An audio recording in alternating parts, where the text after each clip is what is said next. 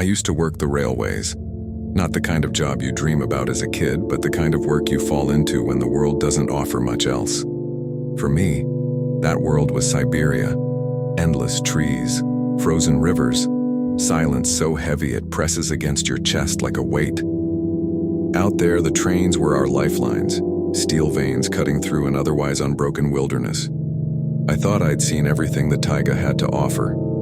Blizzards, wolves, machinery frozen solid by the kind of cold that cracked iron. But nothing prepared me for what I witnessed in the summer of 1992, an event so bizarre, so bone-deep wrong, that I haven't spoken of it until now. Because whenever I try, people look at me like I've lost my mind. Maybe I have. But I swear to you, this happened.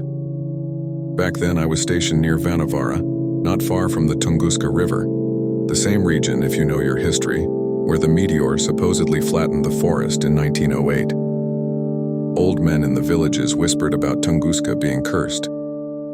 Radiation, spirits, aliens, everyone had a theory. I never cared much. To me, it was just track maintenance, switching rails, oiling joints, waving at the engineers as they thundered by. On the night of June 17, 1992, I was assigned to the midnight watch with another worker, Pavel. Freight number 117 was scheduled to pass through our stretch on its way to Krasnoyarsk. Standard load, timber, coal, machinery, nothing special. It was just past 12:40 when I heard the distant rumble. At first, just a tremor under my boots.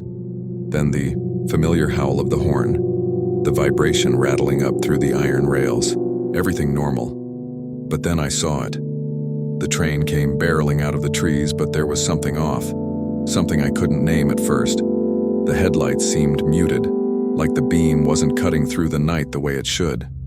And trailing the cars was a fog, thick and low, curling around the wheels like smoke. Fog in June. Out here, impossible. Pavel cursed under his breath. What the hell is that? We watched as the train approached the next stretch, the part we called the tunnel. Not a real tunnel, just a natural corridor of trees so dense that the track vanished into blackness. Usually the engines emerged on the other side in less than a minute, but that night it never did. We stood there waiting. A minute passed. 2. No rumble, no horn, no lights. Just silence. Maybe it stopped, Pavel muttered, but his voice didn't sound convinced. We jogged down the track, lanterns swinging, expecting to see the tail end of the freight. But as we reached the tunnel, my stomach dropped. The rails stretched ahead, empty. Not a single car in sight. 70 cars, 2 locomotives, a crew of 5. Gone, vanished.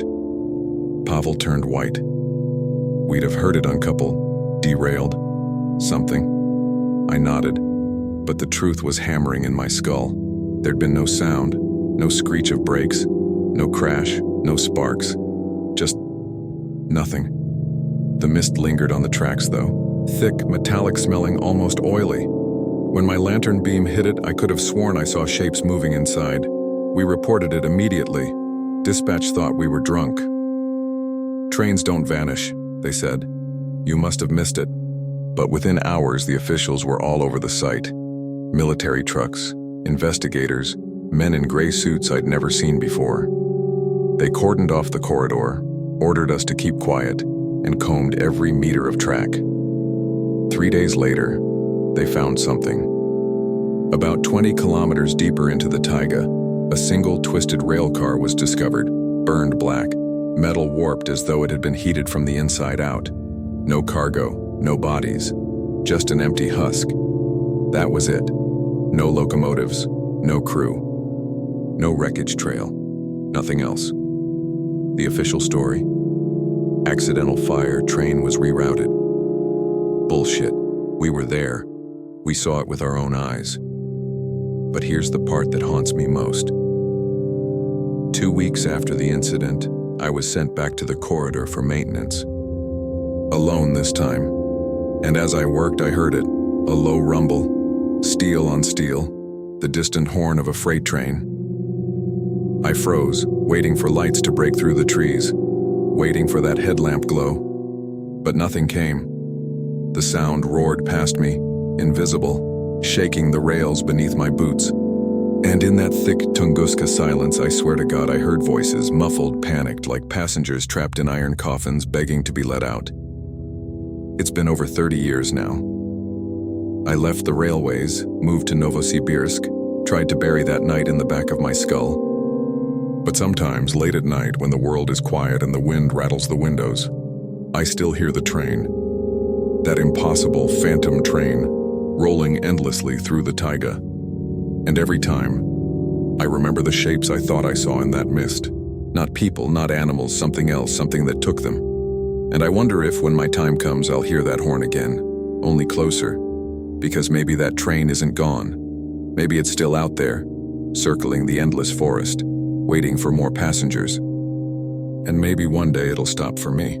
I grew up in Yakutia, one of the coldest inhabited places on Earth. Winters there aren't just cold, they're death itself. Temperatures sink so low your spit freezes before it hits the ground. Metal burns your skin and entire villages vanish under drifts of ice and silence. Out there, people cling to stories like fire, legends, curses, tales of hunters who never came back, of forests that whisper your name if you wander too far at night. Most of it is superstition passed from old men around wood stoves. But one story, the story of the Screaming Lake, I know is real. Because I went there. Because I heard it myself, and I barely escaped with my life. They call it Lake Turok, though it doesn't show up on many maps. Just another frozen mirror in a land of 10,000 lakes. But everyone in the villages nearby knows the truth. Every winter when the surface freezes solid, you can hear them. Screams. Not wind, not shifting ice. Screams. Muffled, distorted, as though dozens of voices are trapped beneath the glass. Hunters say the lake is cursed. That in 1979 a whole hunting party disappeared there. 5 men, their sleds, their dogs. When the thaw came, the sleds were found torn apart. Dogs frozen mid-motion, mouths open in silent howls. But no men, not one. I always thought it was just a story to keep children from wandering too far across the ice. Until 2003, when I was foolish enough to test it for myself. I was 19 then, restless, stupid, trying to prove myself. My cousin Artem dared me. Spend one night on Torok, alone, then you'll be a man. We'd both been drinking, and the other boys around the fire egged me on. I couldn't back down. So the next evening, armed with nothing but an ice auger, a lantern, and a flask, I made my way to the lake. The air was so cold it burned my lungs, but the surface of Torok was beautiful, a vast sheet of black glass reflecting the stars. It was silent out there. Dead silent. I set up near the center, drilled a hole, and sat beside it, waiting. At first, nothing. Just the occasional pop of ice shifting under pressure. Hours crawled by. My flask emptied. My eyelids grew heavy, and then I heard it. It started faint, like a moan carried on the wind. I almost dismissed it until I realized there was no wind. The air was still as stone. I leaned closer to the ice. That's when I heard them, dozens of voices. Twisted, desperate. Some shrieking, some sobbing. Some pounding as though fists were hammering the underside of the frozen surface. My blood turned to ice. I scrambled back, but the sound followed me, moving under the ice, tracking me. Wherever I stepped, the voices were beneath my feet, clawing upward. Let us out, I swear I heard words. Distorted, broken, but words. Let us out. I ran, slipping on the glassy surface, breath tearing from my chest. But the voices grew louder, angrier, the pounding beneath my boots so strong I thought the ice would shatter. And then, it did. The surface cracked open behind me, splitting like thunder. Water surged up, black and boiling in the moonlight. From that water came shapes' hands. Pale, bloated hands clawing up through the cracks, reaching for me. Fingers splayed, nails split and jagged, I screamed.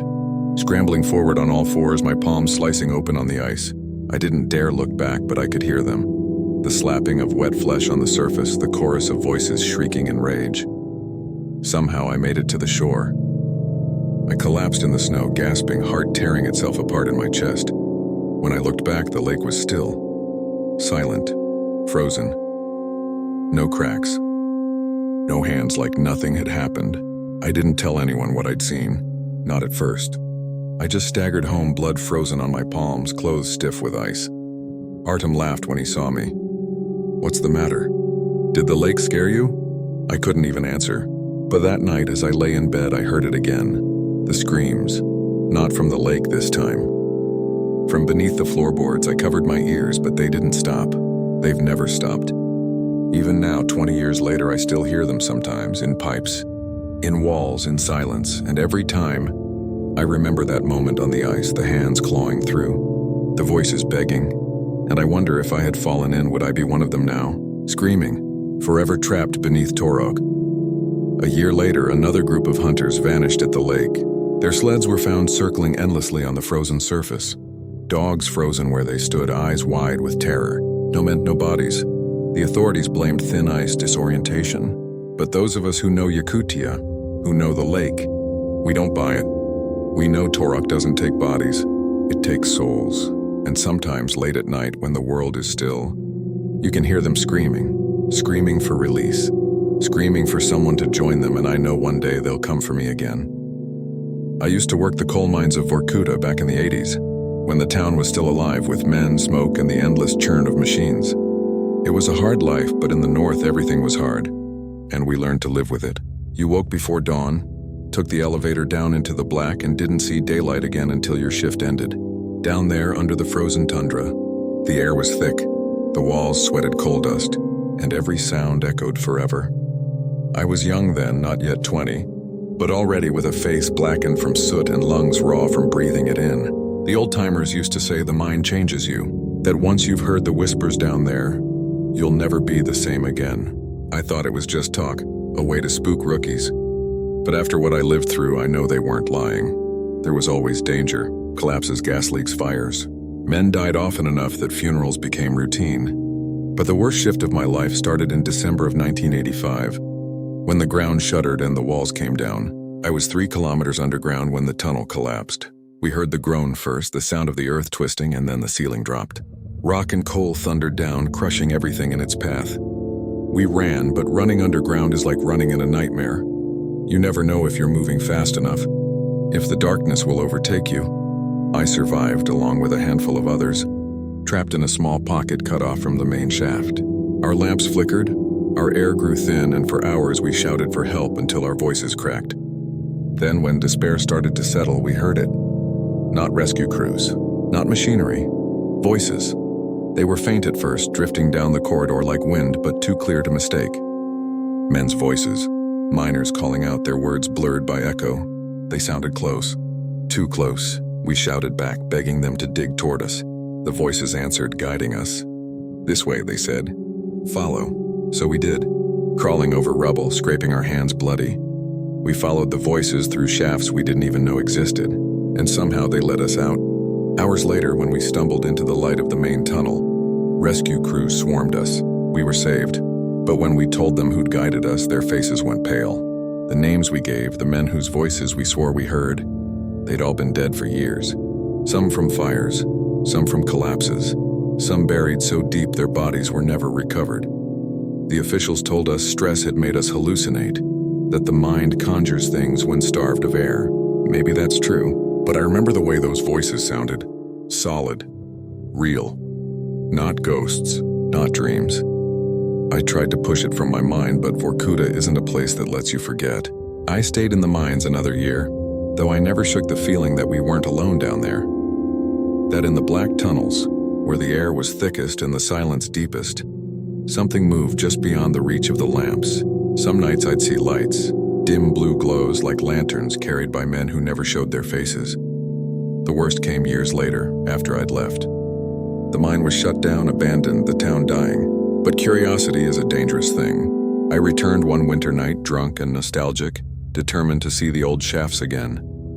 The elevator was dead, so I took the ladders down. Each rung groaned beneath my weight, flakes of rust falling into the abyss below. The tunnels were silent, colder than I remembered, like the earth itself had gone still. I shouldn't have gone. I walked deeper, my lantern throwing weak shadows, the dust thick in my throat. And then I heard it again. Voices, not faint this time.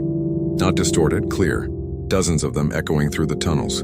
Some calling names, some singing the old miner songs we used to sing to keep rhythm. My blood ran cold. I turned a corner and froze. Ahead, the tunnel glowed faint blue. Shapes moved in the light. Men, dozens of them, helmets on, lamps burning, picks in their hands, walking slowly, methodically, deeper into the mine. Their steps were soundless. I knew them. I recognized faces I'd buried years before. Men crushed in collapses, burned alive in gas fires. Men whose funerals I'd attended.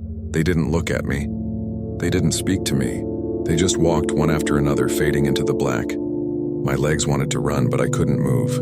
My body was ice. My heart hammering so hard I thought it would burst. And then one of them did look at me.